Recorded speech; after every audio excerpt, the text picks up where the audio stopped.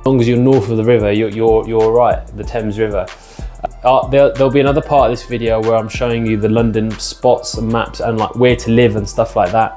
The next part of this video is basically surrounding costs of being in London. So everyone knows it's very, very, very expensive to be here.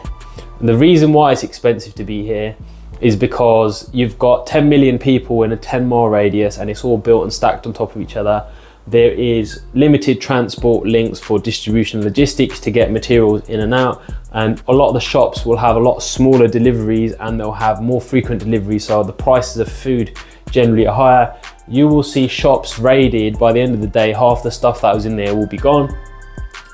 And yeah, so you know, you have to think about budgeting. So your main cost, my personal opinion, will be you need to think about how much you're paying for rent or for accommodation.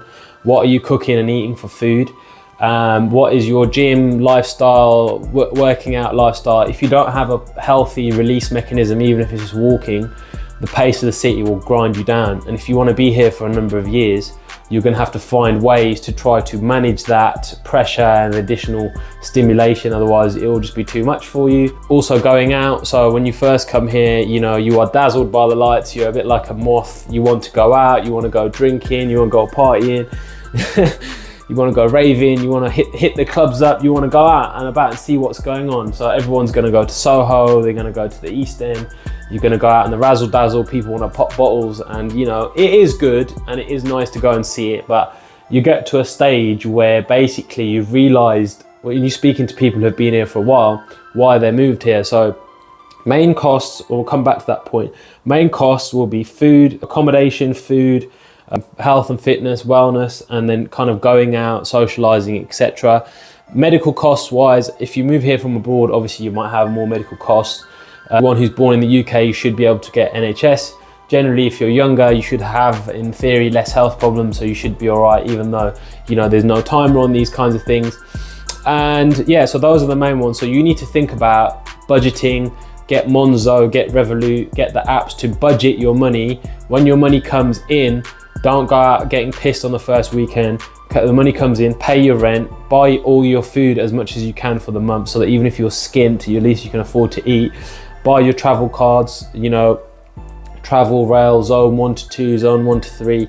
You can do it off Oyster as well. You can do it off the contactless. It's 8 to 10 quid a day, I would say. So times that by 30, maybe 300 quid a month. You might save £100 if you buy it in bulk. And yeah, public transport's great in terms of travel. Gyms wise, I would say gyms here are definitely more expensive than other places. If you want to go to a pump gym or a Kiss gym or a Pure gym or a cheap 24-hour gym where you're literally just going for weights and it's commercial, there's going to be a lot of people in there, it's self-checkout, you might pay 20 to 25, 30 quid a month. If you want a nice sauna, steam room, you want a jacuzzi, you want a swimming pool, you want a place where it's a health spa, more fitness and that kind of stuff, you will pay, in my personal opinion, 80 to 120 pound a month if you want to go to a Virgin Active, David Lloyd's, any of the other kind of Nuffield Health, any of the kind of mid to high tier gym ranges. And then if you're going to go really top end gyms, you might be looking at Equinox or Third Space or one of the other ones. You might be looking at paying £300 to £500 a month, so you have to accommodate that in. When I first moved to London, I couldn't afford to go to the gym, so I brought my kettlebells up with me in my boot, and I had a 20 kilo dumbbell, and I used to go to the park in the morning and I'd do kettlebell swings, clean and presses with the kettlebell, bent over rows with the dumbbells, and I'll do all the presses and stuff like that. I'll do bicep curls, I'll do loads of push-ups on the floor, hit the squats, do a little few laps running. And that workout was actually far more difficult to me than going to the gym, because the gym you can kind of just sit and like push and stuff like that, whereas that workout is engaging your whole body. And I'll probably get back into that soon as my fitness levels increase. I've dropped quite a bit of weight. But anyways, the point is, gyms wise, you need to think about also distance of the gym from your house. So time is the most precious commodity when you're in London. You'll realize that because everyone's buzzing around. You want to live as close to the places you use most frequently as possible. So you want to live as closely to the places you use most frequently, you know, because you're trying to save time traveling to and from work, traveling to and from the gym, traveling to and from the girlfriends, or whatever else you've got going on. Traveling to and from, you can get the food ordered from the shop now, Amazon Prime and so on and so forth. So yeah, so you want to think about gyms. Food wise, you know, have a look at Lidl, have a look at Aldi. That will bulk buy your dry foods. You know, get used to cooking if you can. You will obviously eat out when you're here. Another one I'd say is meal deals. So you go to Tesco, £3.50, get a mains, get a side, get a drink, £3.50 with a club card. Get 2 of those, have 2 protein shakes, you're sorted. You don't need to worry about cooking, cleaning or anything else. I mean, at a certain point you want solid food, you want hot food, you want at least 1 hot meal a day. For me, when I first came, that hot meal a day was a ramen shin cup noodle. And it was so glorious because I was like, oh, you know, it just warms up your insides. But you want to think about food and how to like, you know, manage your food and the cost and the time of cooking and the cleaning up and all that kind of stuff. So that's the food element. And then yeah, what else? Yeah, you know, as long as you don't go out too much, you can go out every now and again, go hit up a rave, you can go out sober as well, like I do now. Go out sober, enjoy the rave, get there and you'll feel a bit awkward for the first hour and a half, and then towards the middle everyone's energy starts to tip and you're on the way up. And then at the end, you roll out there looking real smooth, real icy, and everyone's, you know, they look like, so don't really need to say anything. And that's the one with that. In terms of living areas, I'm going to cover that now in a second. What else would I say about London? So London is one of those places where, you know, when you live here, it's strange because when you live here, you won't physically go and see all the places. But if you had made that once in a lifetime trip from abroad to come here, you'll literally go sightseeing, see the Buckingham Palace, see the London Bridge, see the Shard, and you know, see all Hyde Park and Notting Hill and all these places, Camden. You'll go and see everywhere. That's fantastic. But you know, when you live here, you have to make a concerted effort to go out. So I think jumping on an Uber boat, jumping on a London tour bus, and just going around for a day and seeing it all, it's important. So you get your kind of bearings. You know roughly what people are talking about when they're communicating about going out and so on and so forth. In terms of what London has given me, so I would say the first thing that you realise when you move to London is that you realise how much money is flowing around out there. So you come from Northampton, you might see a Ferrari once a year. You might see the same car here 15 to 500 times a day. You'll see G-Wagons, you'll see Ferraris, you'll see Lamborghinis, you'll see Paganis, you'll see top-end Teslas, you'll see everything that you don't see in a small town, you'll see here. So the perception of wealth is definitely a lot closer. You'll see people walking up the road with Birkin bags, Rolexes, very nicely dressed. You'll see just the best versions of people, I think. And you know, I'm not saying small towns are no good, but in cities, due to the competition and the volume of people, I think you're more likely to see a lot more things than you would do normally. Being within short range of the visual context of seeing all that stuff, it motivates you to push on, because what you want to do is you see all the stuff and you're like, wow, how much money's flowing around out there? I need to get me some. So that'd be some of it. When I was working in Vauxhall project in One Thames City, the very cheapest flat on that tower, and there were 650 units, was 1 mil. And I think the most expensive flat was 55 mil top floor. It was like a duplex, and the guy who bought the top floor duplex, I think he said he wanted a helipad on the roof. So he said, close the lifts off to these 2 floors, break all the walls.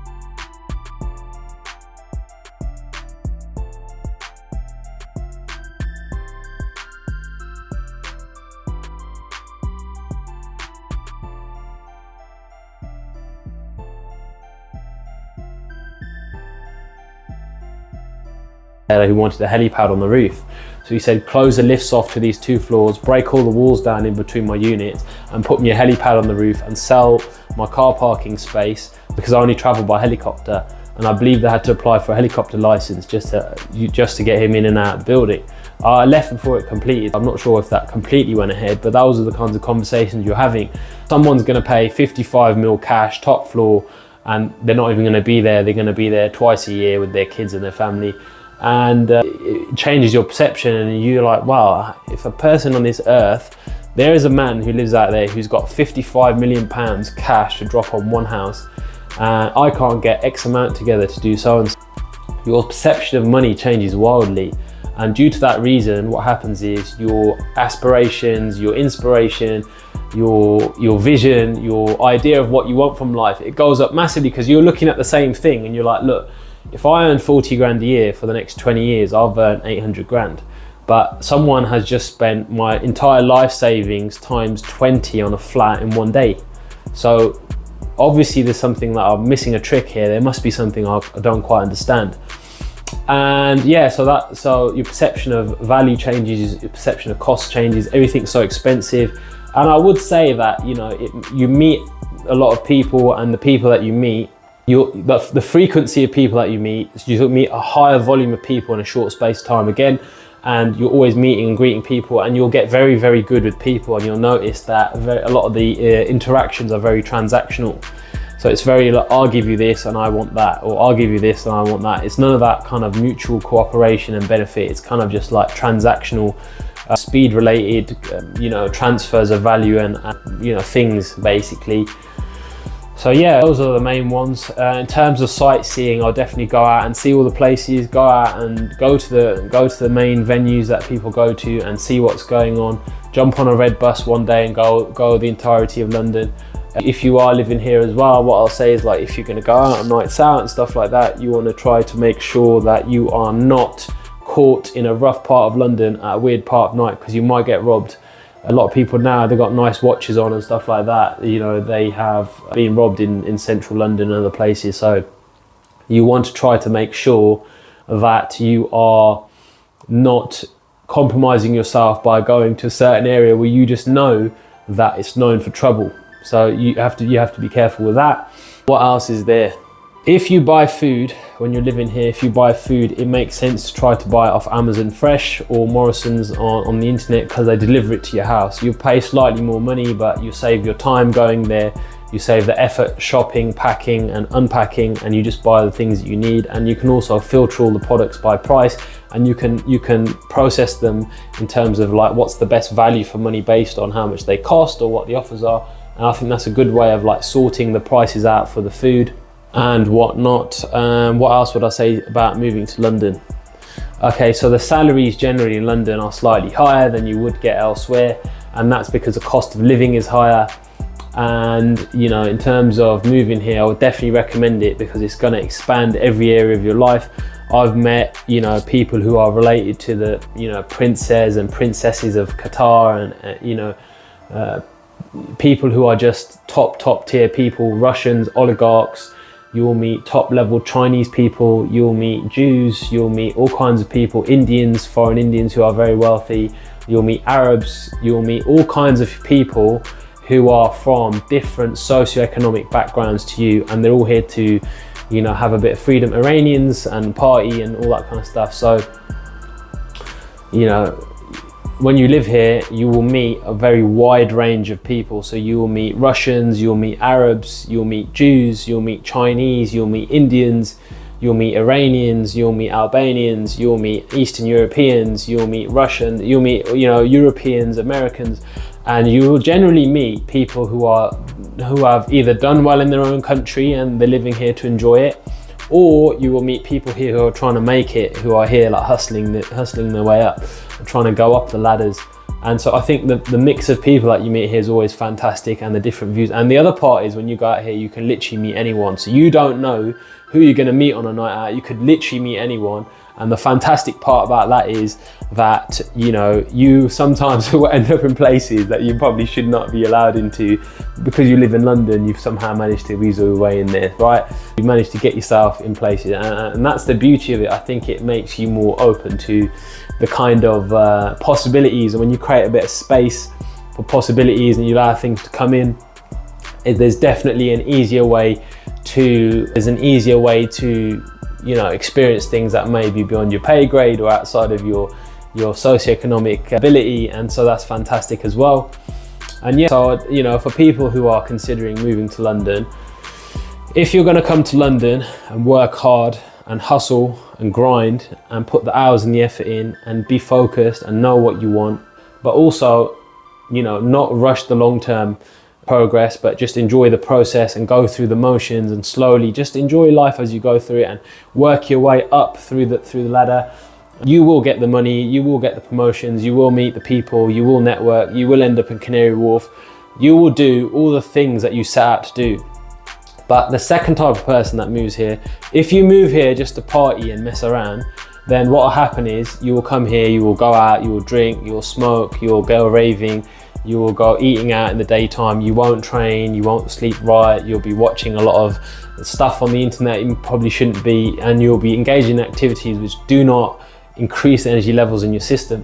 And therefore the possibility or likelihood of you manifesting the vision of a life that you want is far, far, far less than if you just come here and you're militant for a little while, but you have periods like, right, I'm going to go out one day a week on a Saturday, I'm going to have 3 beers or three shots or however much, or I'm not going to drink at all, and I'm going to go and see so-and-so place, I'm going to see so-and-so place. I used to go out on my own. I used to go out all the time. I used to go out on my own. I used to go and see places and go out sober as well. And it's fantastic because at the end of the day, you'd meet all these people and they're like, what are you doing here? I'm out on my own, mate. I'm out on my ones. I'm out here to meet people. I live in London. You know, I've traveled up to London. I want to see what's going on. So yeah, those are the things. So you can get all the things you want if you live here, but you have to work. If you are engaged in an online business or some sort of online thing, I would also say that maybe it would be cheaper to not live in London. Only move here if it makes sense for you to move here. Only move here if you want to network here, you want to work here, you want to be associated with the large buildings here, you want to live in the nice areas here, you know, and you know, I would definitely recommend it for any person out there because it broadens your horizons, it expands your view. It's like a little goldfish and you've got it in a small jar and it's only going to grow to the size of the jar. And you take the same goldfish out and you put it in a large tank and suddenly the goldfish has grown because it's in a larger environment, and then you can take it out and throw it in the sea and it'll probably get bigger. So here, you know, you're swimming with the sharks, you're out there with the foxes, you're not in a situation where you're in a small town and everyone knows everyone and it's all kind of country bumpkin and everyone gets along. It's militant, it's cutthroat, it's ruthless, it's on the ball, it's on the go, but it's fantastic because it makes you quicker, you're more snappy with life, you're on the cutting edge, you're actually looking at what things are going on, and you know, it's just one of those things. So I would definitely recommend to move here if you can. If you can live anywhere, obviously I've got the part in the video as well. You know, move to West London is probably the best part of London. And you know, thank you for watching the video. I hope this has inspired you to move to London. And if you are thinking about moving to London, I hope you move here soon because there's definitely a lot of opportunities here. And you can meet some fantastic people here. You know, you can grow businesses here. There's a lot of money flowing around here. And if you tap the right circles, you know, you can go as far and high as you want. So thank you for watching the video. Thank you. Have a great day. Thank you. Goodbye.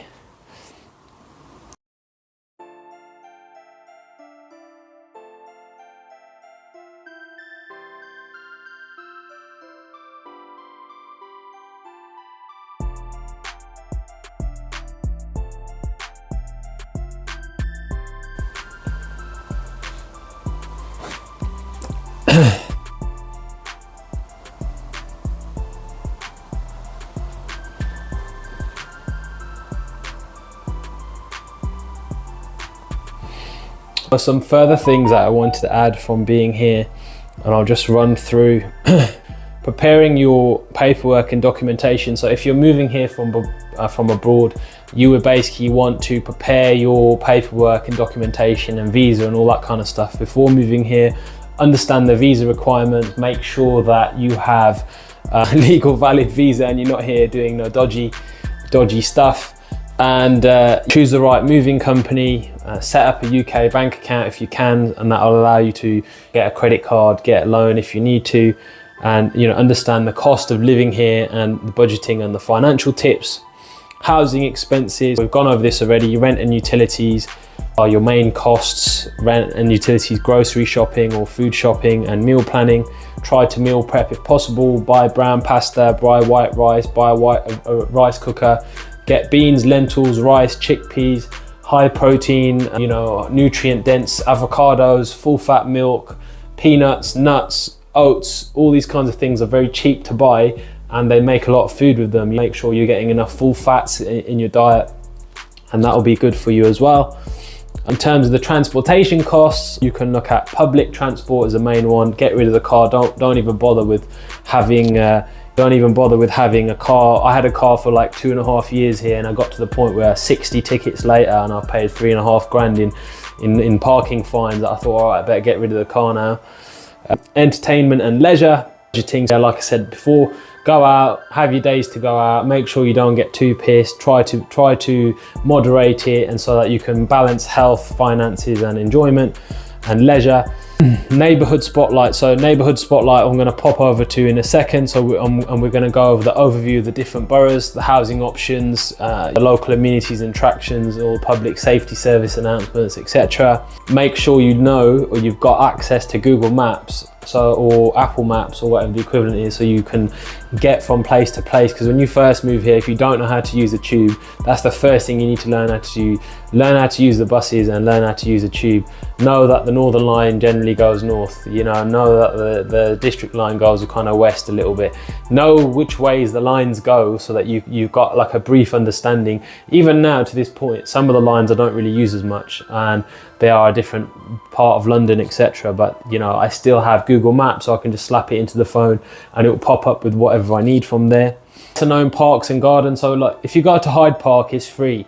If you go to Camden, it's free in the daytime. If you go to any Notting Hill, it's free.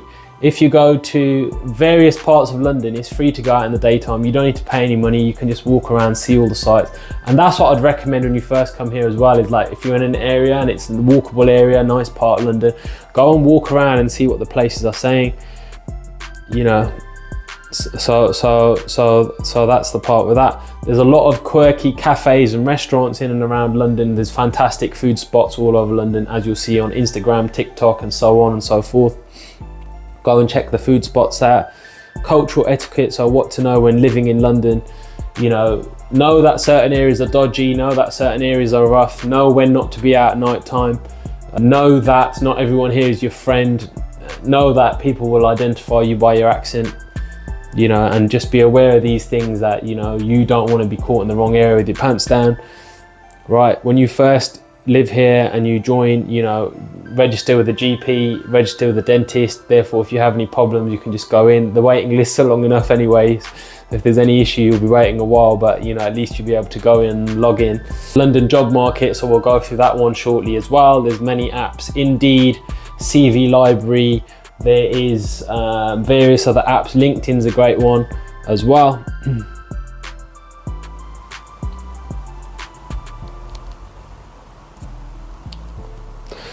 Also, if you're here and you're new, and it's something that I didn't do, which I probably should have, is join networking groups to meet people and meet friends.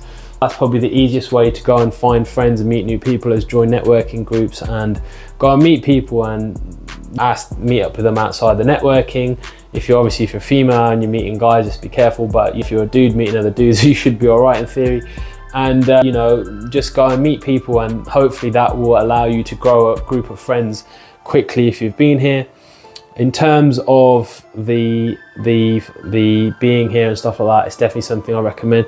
And we'll go through all the volunteering opportunities. If you can join Rotary Club, or you can join one of the other Toastmasters or equivalent, go and join it, because you'll meet like-minded people there, and you'll also have access to a network of people who are trying to do high frequency activities.